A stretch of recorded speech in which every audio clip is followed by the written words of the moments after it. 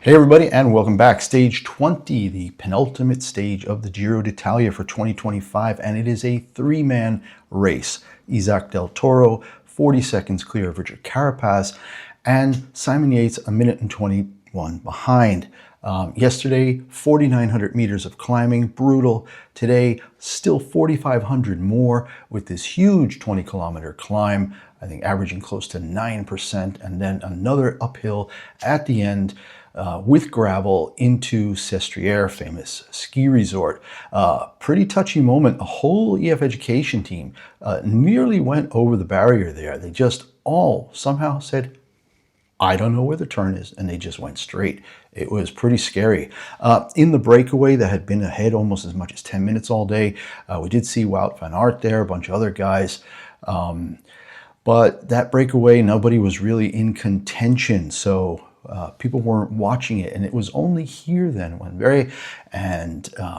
Chris Harper got away, and then Chris Harper started to go with about 42 kilometers left, and then just a couple of minutes later, Carapaz makes a move. He's got a teammate with him, and he's going. And you can see that Del Toro is probably 20 meters behind here. And then Carapaz's teammate gives up. He did his work, got him that lead out. But Del Toro was up to the task, showing why he's a heavy favorite to be the youngest Giro winner ever. Simon Yates, who had not made that move, did then break away from the rest of the pack and started to slowly catch up to these guys. He reeled them in over about the next kilometer and a half, just set his pace, and then he went off. And it wasn't just once. He went off 2, 3, 4 different times, and they kept reeling him back in, but then they just couldn't anymore. Carapaz tried to go again, Del Toro just marking him. You can see here that Yates had built up maybe about 30 to 40 meters of lead. He's just got such a smooth, easy style. I mean, he ramps it up. He doesn't explode. He just builds tempo and builds tempo and builds tempo. But then Carapaz again, making another attack on. Oh, quick shift there. Del Toro almost went down on that. He probably just got a little bit of wobble in the back wheel going onto that white paint in the inside of the corner.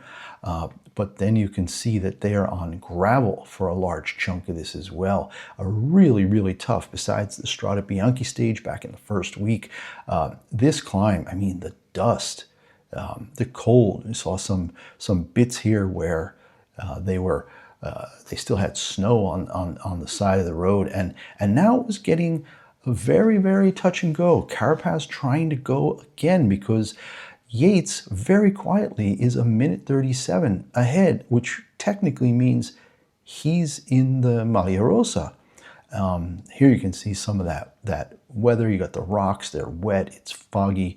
There was some snow there, but now that lead is just under 2 minutes. Del Toro brings Carapaz over the top of the big climb.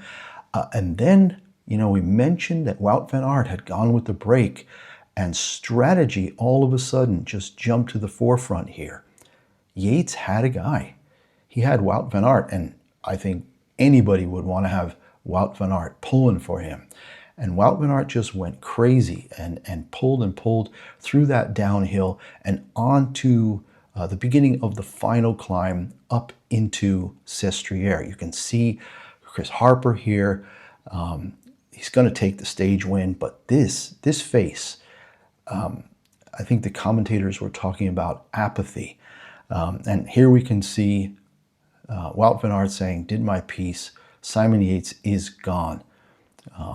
But Carapaz and Del Toro at this point, 5 minutes. It was over. There's just no way to make that up anymore. And it happened so gradually, just bit by bit by bit.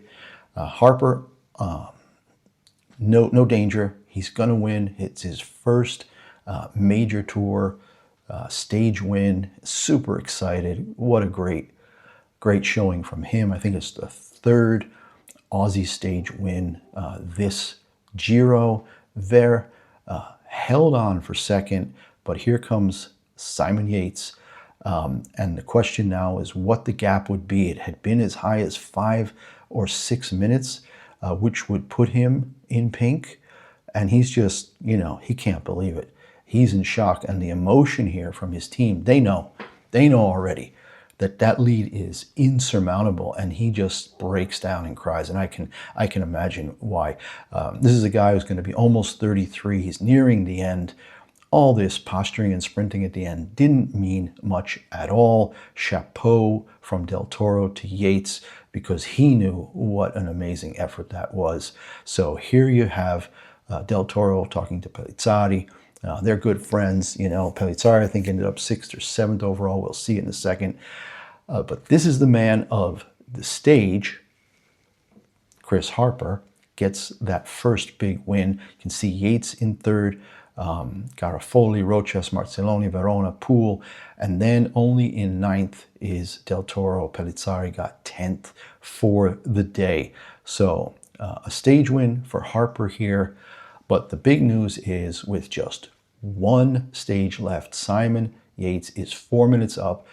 Unless something really terrible happens, he is going to win his 2nd Grand Tour. He did win the Vuelta España in 2018, and now he is, barring any weird shit, he's going to win his 2nd Grand Tour, 2025 Giro D'Italia. So tomorrow, 143K in and around Rome with the big finish. We'll see you for that tomorrow, as we will crown Simon Yates Giro 2025 winner. Take care for now. Bye-bye.